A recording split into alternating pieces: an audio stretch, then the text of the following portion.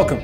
My name is Clint Macro, active NRA training counselor and the founder of the Trigger Pressers Union. This is the third installment of our video series designed to maximize the NRA's Pistol Marksmanship Simulator Training Program, or the SIMCO for short.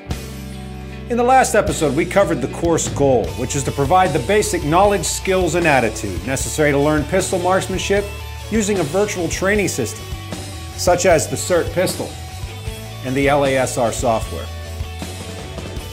As a result of this lesson, viewers should be able to teach safe gun handling, CERT pistol knowledge, teach the fundamentals of marksmanship using a CERT pistol, and conduct a safe and effective course of fire utilizing simulated training devices. Your objectives with your students would be for them to learn safe gun handling, simulator pistol knowledge, the fundamentals of pistol marksmanship, and apply the fundamentals of pistol marksmanship using a laser shot indicated simulator pistol. NRA's 3 rules for safe gun handling. Always keep the gun pointed in a safe direction. Always keep your finger off the trigger till you're ready to shoot. And always keep the gun unloaded until ready to use. Now, what do the safety rules mean in a simulated course? Well, they mean the same thing they do in any other class. We need to establish our safe direction, and we need to abide by that. We need to enforce that our students abide by that. What is a safe direction? I like to chase young people, especially around their environment. I'll say, what's a safe direction at home? And they'll say up. I'll say, what if dad's upstairs? And they'll say down. I'll say, what if mom's downstairs? And they'll say that way. Chase them all around. The key thing we want to take away from that is a safe direction could change depending on circumstance or environment. Our second rule is always keep your finger off of the trigger until ready to shoot. And there's a little drill I'm going to show you later on that will help reinforce that, but that's definitely something we need to watch, as we would in a regular firearms training course where we need to keep an eye on their trigger discipline. Now, always keep the gun unloaded till ready to use. Well, our students may not realize this, but you as instructors perhaps know this and will here in a minute.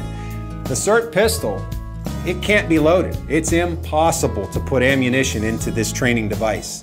It can't go bang, it never will go bang, it's impossible. But we still need to treat it with the respect of a loaded firearm, so make sure that we reinforce that with our students. If the only thing our students walk away with is an understanding of the 3 NRA safety rules, then we've done mankind a service.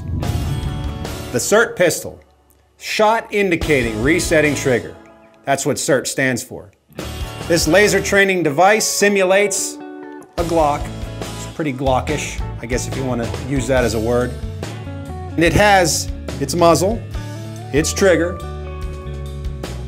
its magazine release is here in the backside, just like a regular old Glock. The magazine is removable. It's weighted just to give a little more substance to the pistol. You have your rear sight, front sight, just like any other pistol. The slide does not function, however, we can certainly simulate that when we're in our training course. On top, you'll notice a toggle switch. What this toggle switch does is it activates the take-up laser. And basically what the take-up laser does is when it is on, it will show us and indicate when the trigger is prepped, meaning that the travel is taken up through the trigger and it's reached that point of break. Just like with a modern striker-fired firearm like a Glock or an M&P or an XD, when the trigger is all the way back and that last safety is ready to disengage, we meet that resistance where the trigger is prepped.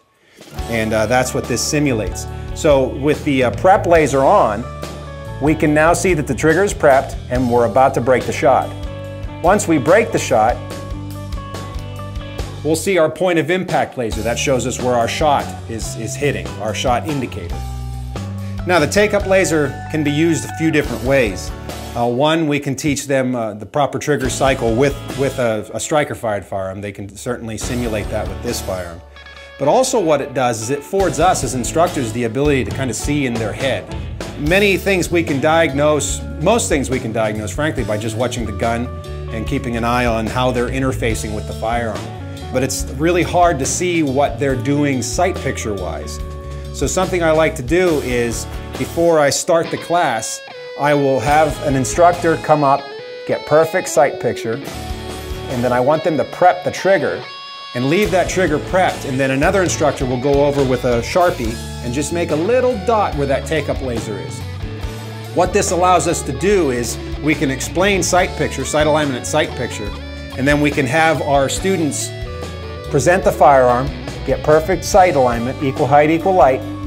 They can prep the trigger without breaking the shot, and based upon where that trigger prep laser is in relation to the dot on the paper, we can see if they're getting good sight alignment. This is also where I get into a trigger discipline drill to have them present the firearm, prep the trigger. So their finger's on, they prep it. When they bring it back to their retention, I'm a fan of high compressed, but you could use a low ready, whatever works for you. When they come back to their retention, finger off the trigger. Finger on, finger off. Next, we conduct an eye dominance exercise, where we make the triangle and we put it over the point in the room and we bring the triangle back to our eye. Very rarely I'll find a student where they gravitate to one eye or the other, and if that's the case, what I'll do is usually have them make the triangle and put my nose into the triangle, and then I can usually tell what eye they're using, so that might be a trick you could use. Once we establish eye dominance, then we should choose what hand they're going to shoot. Now, if they've never shot before and they're left eye dominant, well, let's have them shoot left-handed. The 5 fundamentals of pistol shooting: aiming, hold control, breath control, trigger control, follow through. These fundamentals should be performed with each shot. Position, of course, is the platform which all the fundamentals of shooting are performed. A position should be comfortable, should be balanced, relaxed, and properly aligned to the target. Naturally aligned to the target. Natural point of aim, natural aiming area. We should be able to get into our position, close our eyes, relax, and then open our eyes, and we should be on the target. If not, we need to make adjustments so that we're naturally aligned with the target. Now, the body's an amazing thing. If we see that we're not aligned to the target, we can make adjustments, we can muscle the gun into the position. But that's not what we want to do here in this particular course. We want to try and get their positions naturally aligned without using muscle, or as little muscle as possible. Assuming the two-handed grip, here we're teaching thumbs forward grip. Good grip is very important and crucial for hold control. Now, with the simulated pistol, we can practice everything except dealing with recoil management, but getting a good grip now will help later on when they actually do send real rounds down range and they have to deal with mitigating recoil. Just like with our basic pistol course, we're going to take our strong hand, get it into the V of our hand up high on the back strap, finger off of the trigger on the side of the frame. We're going to bring our support hand in and fill in as much of this space as possible with meat from our support hand. We want to get as much tactile interface with this firearm as possible. So I bring the hand in, wrap it around, and bring the thumbs forward like so. If you notice, my trigger finger and my support thumb is just about equidistant. That's what the bird's eye view should look like. As we present in our isosceles presentation, we're going to notice that we're going to feel the grip tighten up on the firearm. This isometric tension combined with having our thumbs pointing forward is going to help us deal with recoil when it is time to send lead downrange. Unlike basic pistol, we're moving straight into a two-handed standing position. That being said, if you feel the need to get someone on a bench and use a rest or a bag, that's absolutely fine. One of the beauties of the SIMCO course is we do have some latitude customizing it for our client base. But moving into the two-handed standing position, this is our typical isosceles position that we teach in basic pistol. Feet basically shoulder width apart, and we're presenting the firearm from our center of mass straight forward, creating the isosceles triangle with our arms, bringing the firearm into our line of sight. Now, it's important that in our stance we have that somewhat aggressive stance to begin with. This is going to help us in our presentation, making sure that we bring the firearm into our line of sight, not present the firearm and then duck our head. I'm sure we've all seen this happen, and we want to try to avoid that. Doesn't help us. Feet shoulder width apart, weight distributed evenly on the feet, legs straight, back straight, or leaning slightly forward in that aggressive stance. Head erect, arms fully extended. This is very important. You may notice sometimes shooters, if they're right-handed, will end up pushing their groups a little to the left. And oftentimes what that is they're not coming to full extension. And by not coming to full extension and getting some flex in that support arm, they end up pushing the firearm to the left. Actually, Rob Pincus said this in a class I once took with him. You wouldn't lift weights and just bring it to here. You would have them go all the way up. And by doing that, you're getting your arms in front of your shoulders. And this is going to help with recoil management later on down the road. At this point in time, the shooter should be relaxed and comfortable. We have all the time in the world. This is not a self-defense course. Have the students present the firearm, close their eyes, do the wiggle test, however you like to do that. Open their eyes, and if they're not on target, adjust the position so that they are. You need to scooch around. Aiming is the process of achieving the proper relationship between the front sight, the rear sight, and the target. Of course, sight alignment is the relationship between the front and the rear sight. We're trying to achieve equal height, equal light. We want to superimpose that sight picture onto our target. So have them look at their target, present the firearm, and then shift their focus to the front sight, getting a nice, crisp focus on that front sight. So of course the rear sight might be a little blurry and the target might be just a little bit blurry, but we want that crisp front sight focus. Take advantage of the ability of running a complete trigger cycle with the SIRT pistol. Again, shot indicating resetting trigger.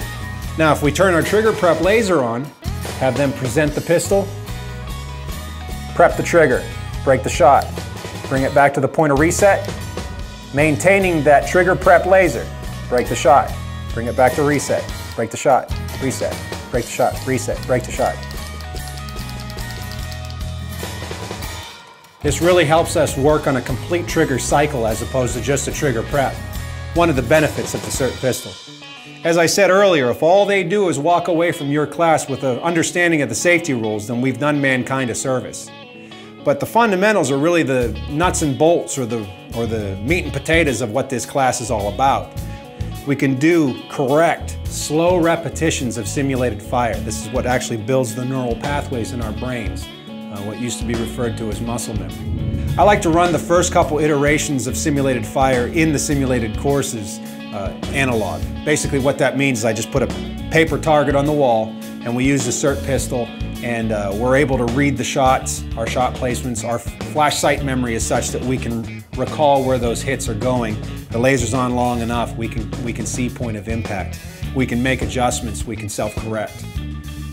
Once we've established groups and we're doing well with the pistol, we're getting good trigger cycle, all of our fundamentals are ringing true and our students are getting a grasp of it, then I like to move into using the LASR software. Now that we've had all that explanation and demonstration, let's put learning by doing into practice. Let's bring our shooters to the line.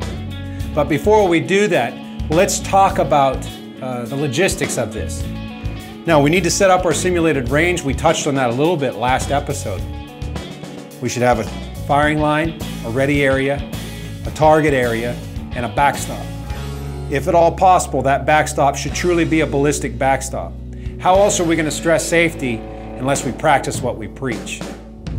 Next, we're going to have a range safety briefing for our simulated firing line, just like we would in basic pistol course. We're going to start off by talking about the 3 rules for safe gun handling. We go over the what I refer to affectionately as the other 8 rules, which are, of course, the NRA rules for using and storing a gun.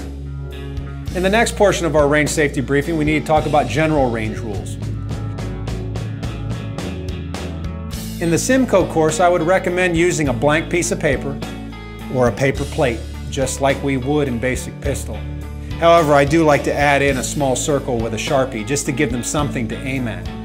Some of the more advanced courses I've done, we've used FBIQ targets, but perhaps depending on your client base, it may or may not be an appropriate choice.